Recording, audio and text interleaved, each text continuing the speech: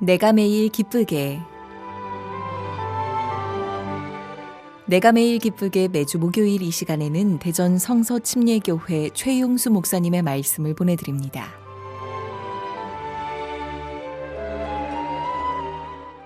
오늘 저는 욥에게 닥친 이 고난을 통해서 현재 고난을 당하고 있는 믿음의 성도님들에게 또는 앞으로 또 고난을 받을 수 있는 우리 모든 믿음의 사람들에게 좋은 안내를 보여드리기를 원합니다.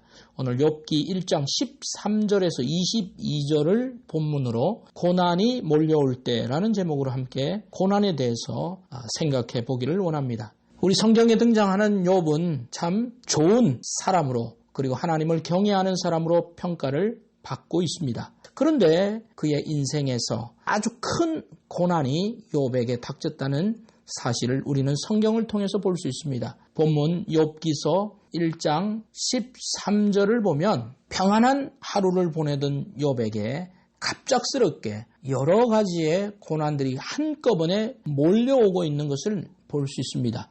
본문 15절은 이렇게 말하고 있습니다. 스바 사람이 갑자기 가축대들을 빼앗고 칼로 종들을 죽였다라고 말하고 있습니다. 그래서 종 중에 한 명이 급히 피신해서 욥에게 보고를 하고 있습니다. 스바 사람, 본문에 보니까 아라비아 사람이라고 말할 수 있습니다. 그들이 욥의 가축대 그리고 가축을 돌보는 이 종들을 칼로 죽이고 그 가축을 다 빼앗아 갔다는 것입니다. 아마 당시에는 특별히 치안이나 또 이런 공공의 안전을 담당하는 체계가 거의 없었기 때문에 이런 일들이 비일비재했을 것입니다.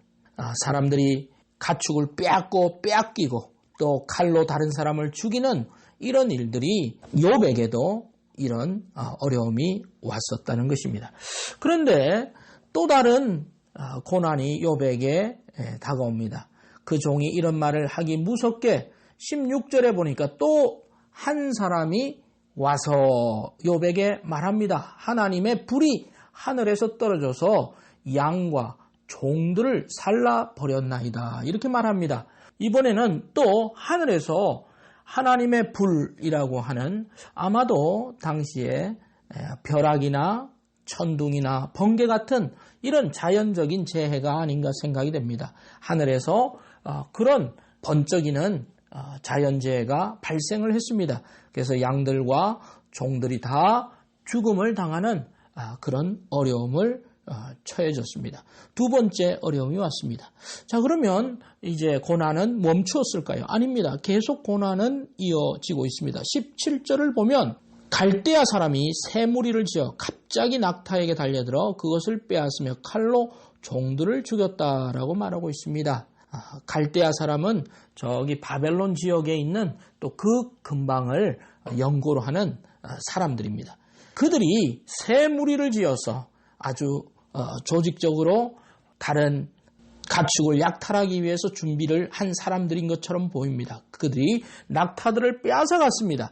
그리고 칼로 또 종들을 죽이는 고난이 또 왔습니다. 자, 지금까지의 고난은 어떤 고난입니까?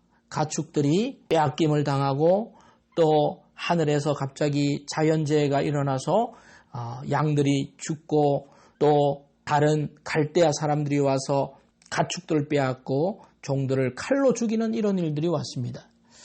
이것만 해도 재산상의 손실이 상당했을 것입니다. 그러나 또 다른 고난이 몰려오는데 이것은 이전에 욥이 당했던 고난과는 전혀 다른 차원의 고난입니다. 19절에는 이렇게 말씀하고 있습니다.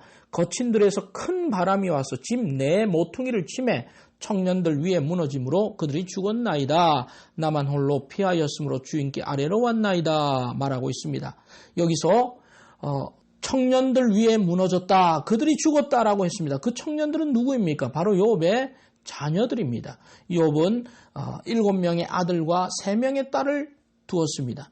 그런데 그들 위에 이 큰 바람이 와서 집 모퉁이를 치고 그것을 지탱하고 있던 그 건물이 무너지면서 그만 그 밑에 깔려서 죽음을 당했다는 차마 이 놀라운 안타까운 사실을 종이 욥에게 알리러 왔습니다. 재산상의 손실뿐 아니라 종들의 죽임뿐 아니라 이제는 자녀들의 죽음이라고 하는 이 감당할 수 없는 그런 고난이 욥에게 몰려왔습니다.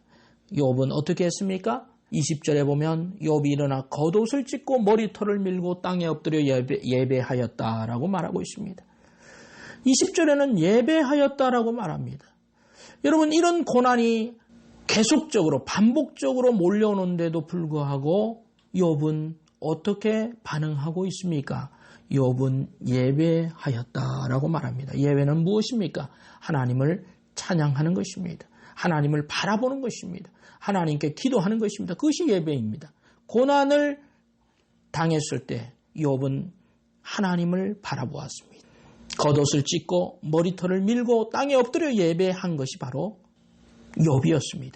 그리고 욥은 또한 어떻게 고백하고 있습니까? 21절에 내가 모태에서 알몸으로 나왔사온즉 알몸이 그리로 돌아갈지라 주신 이도 여호와시요 거두신 이도 여호와시니 여호와의 이름이 찬송을 받으실 찐이다 라고 말하고 있습니다. 주신 분도 하나님이시고 가져가시는 분도 하나님이시라고 그는 고백합니다. 그리고 22절은 이렇게 마무리합니다. 이 모든 일에 욥이 범죄하지 아니하고 하나님을 향하여 원망하지 아니하니라 그랬습니다.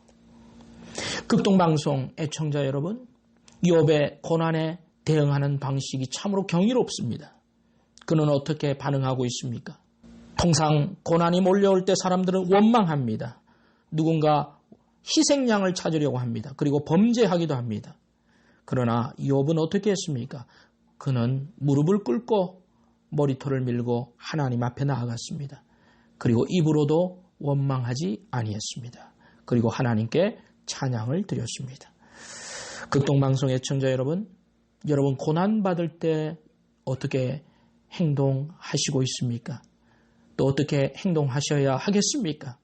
고난에 대응하는 바른 자세가 무엇입니까? 바로 기도하는 것입니다. 욥이 했던 예배는 바로 기도입니다. 야고보서 5장 3절은 말씀합니다. 너희 중에 고난당하는 자가 있느냐? 그는 기도할 것이라 말하고 있습니다. 고난당할 때 우리는 하나님을 바라보며 기도해야 합니다. 또한 두 번째로 우리는 인내해야 합니다. 욥은 범죄하지 아니하고 하나님을 원망하지 않았습니다. 고난의 끝이 어디가 될지 아무도 모르지만 우리는 고난당할 때 우리는 하나님을 의지하면서 고난을 이겨 나가야 하는 것입니다. 악에게 지는 것이 아니라 고난에 지는 것이 아니라 선을 행함으로 그 고난을 이겨나가는 성도들이 되어야 합니다. 그리고 우리는 고난의 끝이 있다는 사실을 기억하고 하나님을 소망해야 합니다. 욥도 그리했을 것입니다. 극동방송 애청자 여러분, 고난의 터널을 지나가고 있습니까? 캄캄한 그 터널이 끝이 나지 않을 것 같지만 하나님께서 끝나게 하실 것입니다. 그 끝이 올 때까지 범죄하지 않고 원망하지 않고 하나님을 바라보며 욥이 했던 그런 방식으로 고난을 대응하시는 우리 극동방송 애청자분들 되시길 주의 이름으로 소망합니다.